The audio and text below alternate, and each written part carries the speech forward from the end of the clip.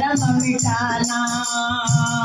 बेटी तू बन करके दुर्गा जग का भरम निभाना। पिता ने कहा है कि माता पिता का प्यार भुला दे, तू श्रद्धा मत बजाना। सारे लोगों को पता है कि दिल्ली में एक केस हुआ था, श्रद्धा केस, यदि सभी को मालूम है कि बेटी ने अपनी मनमानी करी, पिता ने समझाया, लेकिन बेटी ने कहा मैं स्वयं समझदार हूँ और जहाँ मैं चाहती हूँ वहाँ आपका विवाह करूंगी। उसका नतीजा निकला कि 35 टुकड़ों में बेटी को काट कर मेहरौली के जंगलों में फेंक दिया गया था। इसलिए मैं एक मैसेज, एक संदेश अपनी बच्चियों को कहना चाहती हूँ कि आज की जो चल रही है लव जिहाद जो हमारे सारे पूरे देश में फैला हुआ है और कुछ लोग हमारी संस्कृति को मिटाने की जो कोशिश कर रहे हैं, इसके लिए मैं बेटियों को जागरूक करने के लिए ये 2 पंक्तियां कहना चाहती हूँ कि आप किसी आपके चक्कर में ना आना।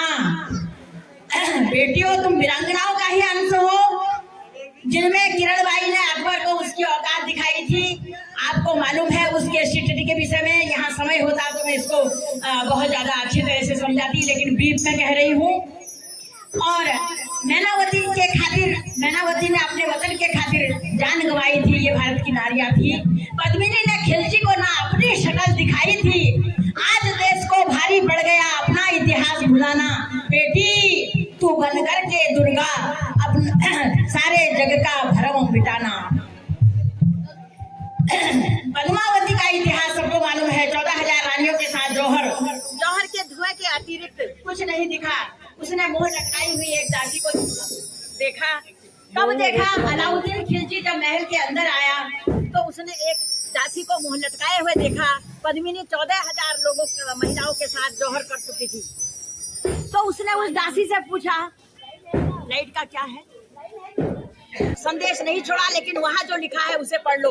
तो अलाउद्दीन ने जो पढ़ा है पद्मिनी के आखिरी शब्दों को, तो पद्मिनी ने लिखा था दीवार में, सुन के संदेश अलाउद्दीन खिलजी का, ये पद्मिनी के नौचनों में छाई अंगड़ाई है। मारे जोश तोड़ के फुंकार उठी नागिन सी, अरे नीचता क्या तेरे मन में समाई है? अरे 7 जन्म तक भी तू कभी पद्मिनी को पा नहीं सकता, क्योंकि शेर की खुराक कभी कुत्ते ने नहीं खाई है। पद्मिनी जैसी शेरनी को तू कभी नहीं पा सकता। ये भोजन शेर का है, इसे कुत्ता नहीं खा सकता। इस तरीके से